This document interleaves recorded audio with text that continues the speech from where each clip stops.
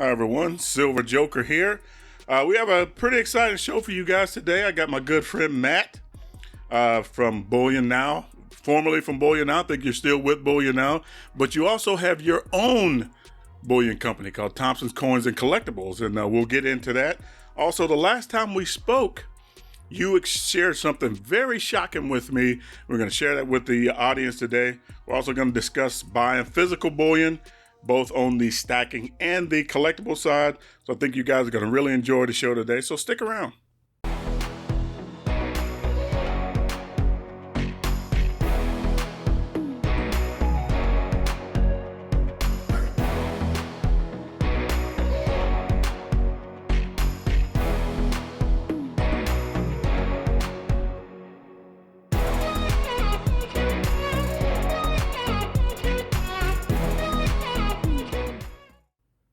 All right, Matt, how you doing? All the way from Australia. It's pretty late there for you. I think it's around, 10 p.m. there for you right now?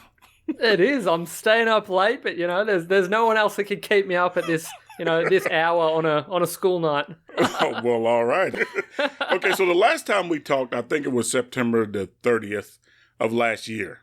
Oh, now, specific. What a memory, yeah. Oh, man. Well, I write everything down. But we did discuss some things a few weeks ago. We had some technical difficulties. I want you to talk to me a little bit about a time where a guy wanted to make a big purchase from, I believe it was either you or Bullion Now, and he ran into a little bit of difficulties. Talk about that a little bit. Yeah, so unfortunately it wasn't Thompson's Coins. It was a Bullion Now transaction. But this gentleman, and this isn't a one-off. I'll also preface by saying that this isn't an isolated incident that I just decided to highlight for you. There are a number of clients that have been coming in and complaining that they've had immense difficulty in extracting sufficient fiat currency from their financial institutions in order to make their bullion acquisitions. And the first few times that this happened, I put it down to, okay, it might have just been an overzealous bank teller that was not interested in counting out that amount of currency that day. I don't know. There can be any reason for it. But it's become somewhat of a common story, particularly with substantial volumes of currency in the transactions, that banks have been basically outright refusing to facilitate the withdrawal, citing that they don't have sufficient reserves on hand. I guess the way I've phrased that is incredibly grim, but... Okay, so what I'm hearing from you is that when a person wants to make a large purchase in cash, which I would say is the best way to buy your physical bullion if you can, use cash. And you're saying that in some transactions, we don't name any banks or anything like that, but in some transactions, they're being refused that amount of currency. Is this, just like you said, it wasn't an isolated thing, but is this something that you think is increasing, or is this just a one-off? Maybe just I mean, I would. That's the other thing. This isn't me going into the bank and doing this. Right. This is not an isolated incident. This is many people coming in and complaining that they're having issues. I think that when I say issues, I'm not suggesting that there's an imminent collapse or anything. And often it's an administrative issue that they'll say, oh, you need to book it in advance, book it a few days ahead, and come in. And the specific gentleman I was talking with is very, very wealthy, and he said it struck him as odd that he would need to, given the amount of funds that he holds with this particular bank, that he would need to book in advance, given that the amount he was withdrawing was a small fraction of what he holds in his account. Now, and that concerned him a great deal. Which I'm sure I totally it would. appreciate. Yeah, it would. It raises your eyebrows. Yes, it does. Now, is this something new, or has this been going on for a while that you know of? I'm really kind of making you speculate a little bit, I'm sure, but I'm happy to speculate. You might need to put a little disclaimer. This is just one guy's opinion. Yeah, I know. But just in your experience, buying and selling physical bullion, is this something that happens often, or is this something new? It's something that's far more prevalent now, and I've only worked I've worked in the collectibles industry for a number of years, but I've only been in directly, I describe it the coalface of the bullion industry for just over a year now, about a year and a half. But as you know, this has been what I would describe as the most fascinating period you could possibly work in bullion for. Yes, this is even the over time to be into silver or any bullion for that matter. Yeah, and over that time, it's just becoming more and more prevalent, particularly with first-timers coming into the store, going to pay on their credit card. And I have to say to them, I don't even have a card machine. Right. You're going to have to go and get cash, or we'll have to organize a bank transfer. The last time we talked, you were Bullion Now, the Epic Unboxers, and I believe now you've started your own company, Thompson's Coins and Collectibles. How's that going? It's going very well. It's a lot of fun. So the two parts of my life coexist harmoniously. So I do the Bullion in like a day-to-day capacity. I'm still working for Bullion now, and then I come home and basically work another full day on my own business, which is more in the numismatic side of things. So I get the best of both worlds, but it's certainly an exhausting way to go about it. Man, I mean, you are very busy. I also understand that you organize your coin shows there. I do indeed, yeah. So I'm the ANDA coin show organizer, which is, it really is a privilege. There are a number of things that I've had the opportunity to do, and this interview is a perfect example. Things that I get to do where I sort of have to stop and pinch myself. It's really, I feel very fortunate to have met the people that I have in this industry and be in the position that I am to meet and interact with people like yourself and a lot of the major coin dealers in Australia. So it's a great community over here. It's a lot of fun. You are one of the Epic Unboxers and you have your own show now. Have you done any Epic Unboxings on your channel so far? Yeah, I guess I have, and I have one coming up. It's far more, I guess you would describe it as far more smaller scale. So I don't have nearly the budget of Bullion now, and being numismatic, you can get a much higher dollar value in far less, I guess you would describe as intrinsic value. So, I think I actually spoke about this when we had our technical difficulties. A coin that I had just sold was an Adelaide pound, which I'm about to do a video on, which is Australia's first ever gold coin from 1852. So that's about $30,000 in a coin about the size of a sovereign. Man, and you're selling that? I've already sold it. It's done. Yeah. That's good. So how long did that take for you to get that sold? I mean, was it just like right away? So yeah, it was. That was by special request. So a gentleman that I've known for a little while had said to me, he'd also purchased a 1930 penny from me, which is Australia's rarest penny by far. That was in Australian dollars, that was a $40,000 coin, which is incredibly rare. And he had told me that it was time that he wanted to build up what I'd describe as a headline collection. The big major coins in Australian collecting that a lot of people, myself included, it's the kind of thing that unless you're working for a large numismatic company, it's the type of thing that a lot of people dream of just seeing, let alone handling. So I think that sort of goes to what I mentioned earlier. $30,000 for a bullion coin is like, that's it's not exactly a bullion coin in that sense then. You're deep into the numismatic field. That's right. I mean, correct me please, because you know a lot more about this than I do. Now, while we're talking about that, I know you've heard about the 900,000 Eagle purchase here by an anonymous billionaire here in the United States. Is that something that you are aware of, and is that a subject of conversation there in Australia? Yeah, you'd be surprised. A lot of people, I think it's actually and any time that there are news articles or major events that people are discussing, it does often, it's fascinating because, I'm over here in Australia and it has incentivized, perhaps incentivized isn't the right word. It's motivated some people to come into the store and start purchasing physical precious metals that otherwise had no previous interactions with it. They just see things happening at that scale, and they've come into the store and said, I've been reading the news. I'm becoming more aware of what's going on in the world, and I'd just like to start getting involved. and it's really exciting to see in that sense. People coming in wanting to take a little more personal responsibility for their financial future and the things that they're doing with their money, particularly people in the younger generation. It's really, really interesting. So why do you think that is? I mean, I'm asking you to get into the mind of your customers. Yeah. But why do you think that is? Why do you think people, when they see something like that, it motivates them to want to buy something like physical bullion?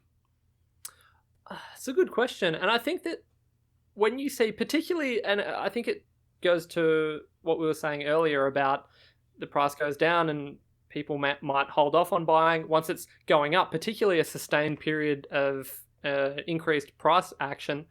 That's when people are confident and comfortable getting in, because I think humans fundamentally have a group mentality.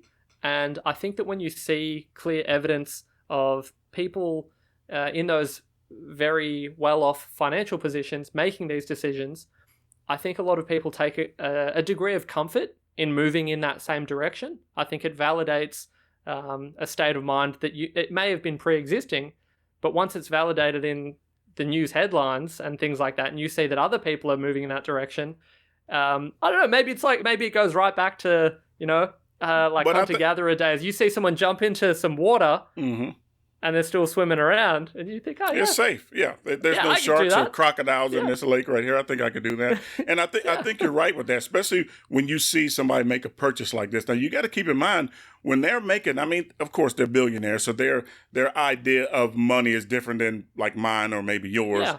And so, but you take that into account, but still you got to keep in mind that they're buying all of this physical silver with the premium. And they're not, it's not dissuading them in any way. So in other words, to me, it sounds like that they understand that this physical bullion is worth more to them than what it's costing them to get it. And I think in a lot of people's minds, they see that and they think, okay, so what does this person know? Obviously, they're a billionaire, so they've made some rather, positive financial decisions in their life. Yeah. So what do they know that I don't? Why are they purchasing so much physical silver instead of buying ETFs? Why are they buying physical bullion? I better, think about this, and maybe this is the time to, get off the fence and start to purchase it. Okay, so that there's this pervasive kind of notion that silver's short, that there's a shortage in silver lately. So you haven't experienced anything like that. I mean, you wouldn't call it a silver shortage per se. No. It's something that in a bullion sense, and within that line of work, I'm noticing that what you need to be less, you have less choice. And that is to say that whereas you used to come into the bullion store and, I could present you with a wide array of bullion coins from all over the world, various mints, the Austrian Philharmonics and the Canadian Maples, the South African Krugerrand, all of these coins readily available and in good volume. Whereas now it might be, we've got thousands and thousands of Maples, but maybe not so many Krugerrands, but they're on back order, but that'll take a few months. And as is the nature of bullion, you want it right now and you want it in your hands. You don't want to place a pre-order and you don't want to wait and see what spot might do in 2 months, but you've locked in a price.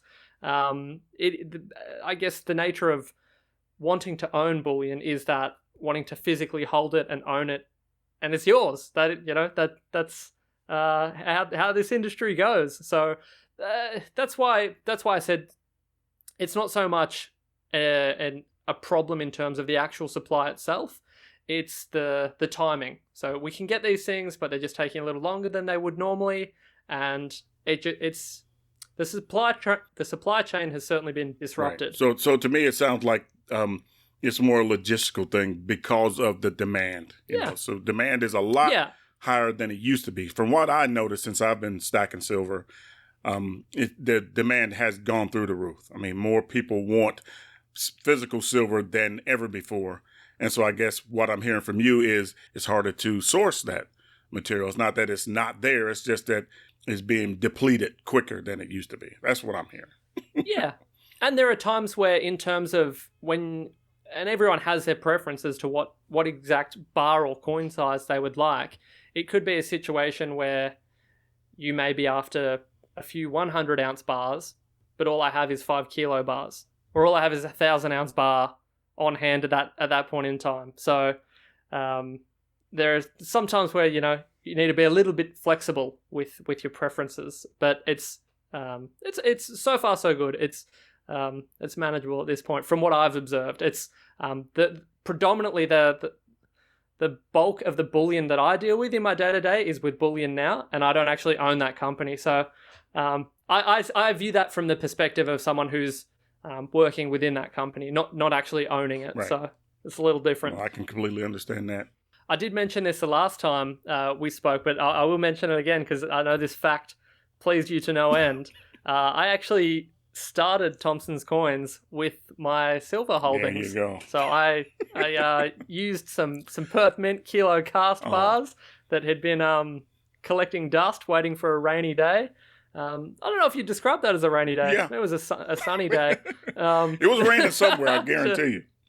Yeah. That is awesome. And, I do love that story. I do love that. I do love that you used your silver that you have accumulated over the years to take advantage of this opportunity. That is fantastic.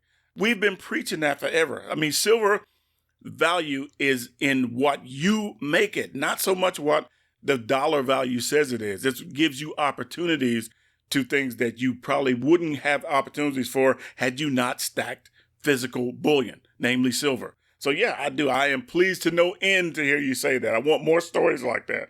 My good friend Silver 5150 started a business using some of his bullion to do so. And I'm sure you guys are not unique in that. I think a lot of people done that. Anyway, Matt, I appreciate your time today, my friend. And look, I'm going to tell you something. I'm going to do a face reveal. I mean, I'm going to go ahead and say that right now while me and you are talking. I'm going to do a face reveal. Not today.